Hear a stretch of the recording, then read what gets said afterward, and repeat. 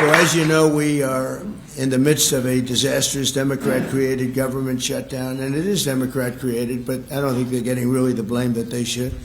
That's now officially the longest shutdown in American history.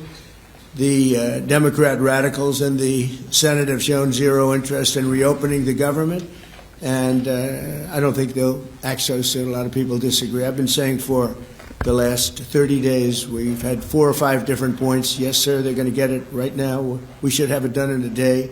I've heard that about 4 times. I heard it after Kings. They said I was a king. And I heard it after Kings. I heard it after a couple of other moments in time. And I said, no, I don't believe so. And now I heard it's after the election. I don't believe so. I think they will. I think they're kamikaze pilots. I just got back from Japan. I talked about the kamikaze pilots. I think these guys are kamikaze. They'll take down the country if they have to. So I don't think so. Millions of Americans are going to be without SNAP benefits. And I will say about SNAP benefits, but countless public servants are now not being paid, and the air traffic control system is under increasing strain. We must get the government back open soon, and really immediately. We have to get it up. We have the hottest economy we've ever had, and it's affecting the stock market now a little bit. But the stock market, as of Friday, has hit many record highs during the last 9 months, many. And it will again. This is just the beginning, because when these plants that are being built right now start opening up, we've never had anything like this. There's a boom. There's a construction boom right now, but that's going to be bigger than that. That's going to be an economic boom as soon as they open up, and it's going to be something special. We have car companies coming in. When I was in Japan, Toyota, Mr. Toyota, I said, what's your name? Toyota. I said, oh, you're rich. I said, how much of the company do you own? 92.1%. I said, I'm glad you said the one. He wants to be on. I said, you're a rich guy. And he said, I'm investing $10 billion in the U.S., and you know who I'm talking about, right? You introduced me. These are not going to be productive people. These are going to be anti-productive people. And we can all have big hearts. I have a bigger heart than anybody, but we can't let that happen. It's time for Republicans to do what they have to do, and that's terminate the filibuster. It's the only way you can do it. And if you don't terminate the filibuster, you'll be in bad shape. We won't pass any legislation. There'll be no legislation passed for 3 1/4. We have 3 1/4 years, so that's a long time.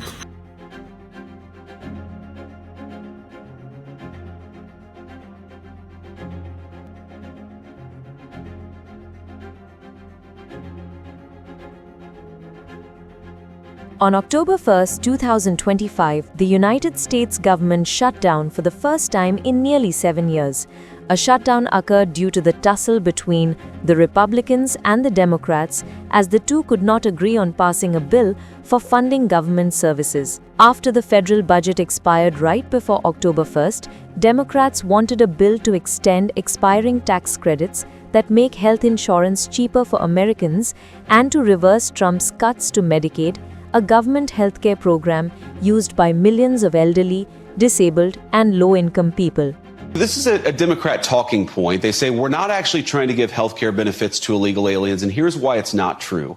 There are 2 Biden-era programs that explicitly gave the taxpayer health care money to illegal aliens that we turned off when President Trump took over in January. Program number 1 is there's a lot of emergency health care at hospitals that are provided to illegal aliens. That was funded by the federal government. We turned off that funding because, of course, we want American citizens to benefit from those hospital services, not to be taxed and then to have those hospital services go to illegal aliens.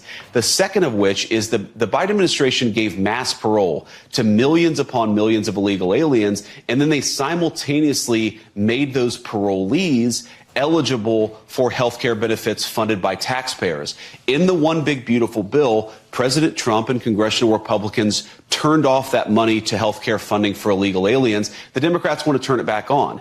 And in their initial proposal, the first thing that they put out to reopen the government, they actually turned that money for health care benefits for illegal aliens back on. So it's not something that we made up. It's not a talking point. It is in the text of the bill that they initially gave to us to reopen the government. agreement. It's preposterous for them to run away from it now. But look, let's set that all to the side. Let's open up the government. Let's negotiate on all these healthcare policy issues. Obviously, we're not going to support healthcare benefits for illegal aliens, but we will work with them to lower healthcare costs for American citizens if they're willing to do so. Democrats also raised their voice against the spending cuts to government health agencies. Although a substitute bill was designed to avoid the shutdown, it was not cleared by the Senate.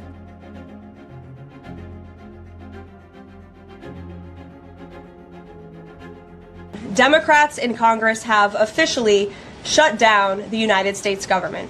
House Republicans passed a nonpartisan, clean piece of legislation to extend current government funding until November 21st. But nearly every single Democrat senator voted against this bill. To be clear, this was the exact same bill that Democrats approved 6 short months ago in March, just adjusted for inflation. This is the same kind of clean funding bill that Democrats passed 13 separate times when they held the majority during Joe Biden's administration. So the American people woke up this morning and asked the obvious question: why is the government shut down right now? The answer is pure partisan politics being played by the Democrat Party. The Democrats shut down the government because President Trump and the Republicans will not force American taxpayers to pay for free health care for illegal aliens. America is $37 trillion in debt. We cannot afford to provide taxpayer-funded free health care to illegals who broke the law to enter our country. To put this all into perspective, the Democrats refused to keep the government open over health care to illegal aliens and now have jeopardized critical health care programs for American citizens instead. The Women, Infants, and Children program, community health center funding, Medicare treatment options, and other health programs are now all at risk because of the Democrats rejecting the clean CR. The most vulnerable in our country are being punished because the Democrats want to prioritize illegals over American citizens. And if Democrats actually cared about health care, they would applaud the actions taken by President Trump just yesterday in the Oval Office. He took a bold and massively popular action to improve our healthcare system. He announced the first agreement with a major pharmaceutical company, Pfizer, to lower drug costs for Americans. This is a historical achievement long sought by past Democrat presidents that only President Trump was able to get done.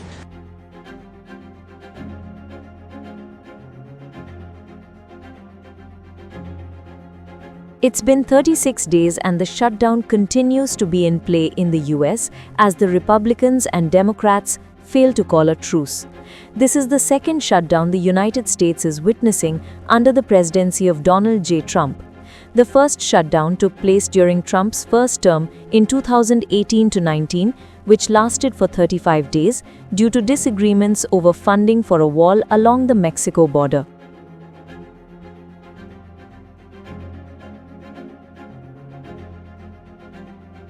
Since the Democratic senators have outrightly refused to support funding bills unless an extension of tax credits is included, which was introduced during President Joe Biden's term, which actually helps people pay for health insurance through the Affordable Care Act, also called Obamacare. And if this credit ends in 2025, millions of Americans might no longer be able to afford health insurance.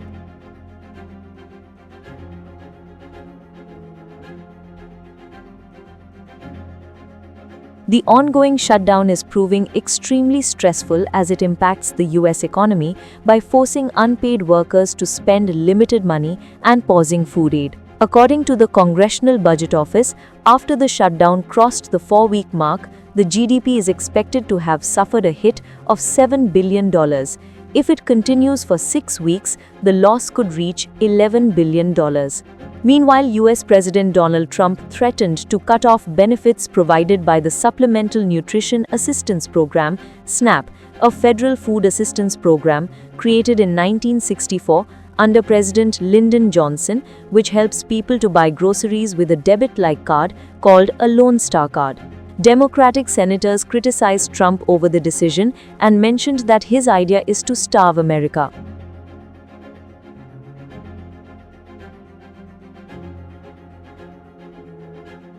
Trump pulled off the controversial move for the first time in the program's over 60-year history.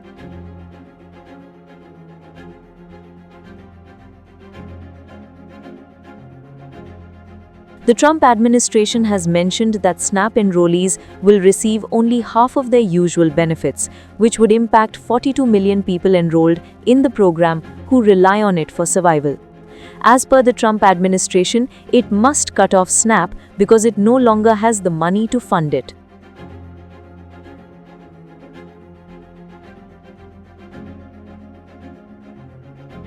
Two federal courts ruled last week that the Trump administration must use a $4.65 billion emergency fund to match the estimated $9 billion cost for November's payments, as almost 670,000 federal employees stopped going to work as they were not getting paid. As per the US Budget Office, Trump's government is saving around $400 million per day by not paying them.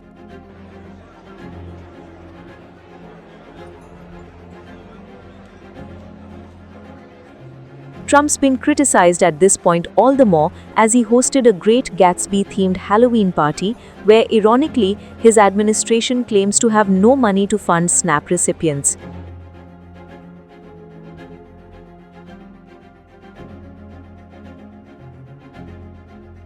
A few hours ago, the administration announced that it will provide only partial SNAP benefits to 42 million Americans facing food insecurity, even though the courts affirmed that the USDA has the transfer authority to ensure everyone can receive full benefits. Everyone can get full benefits. The only person standing in the way is Donald Trump. Donald Trump. Even after the courts have spoken, the administration continues to use kids, seniors, disabled Americans, and working parents as political pawns. Mr. President, children, seniors, the disabled, the veterans, our most vulnerable family, they are not bargaining chips. It is simply wrong to treat them as bargaining chips. It's wrong to adopt a position in which they will not even get funded in November after the courts have said, fund it. There is enormous damage that is done when children are deprived of food, to their health, to their mental development, to their physical development, to their ability to learn in school. And of course, there's damage done mentally and physically to all of the adults who are funded in this program. Food deprivation is not a correct strategy for any government in the United States of America. Trump's Make America Hungry Again agenda is wrong. It is immoral.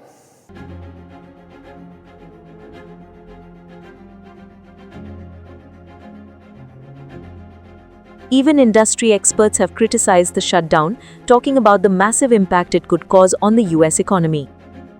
I speak to a lot of people in the business community, a lot of people in the financial community.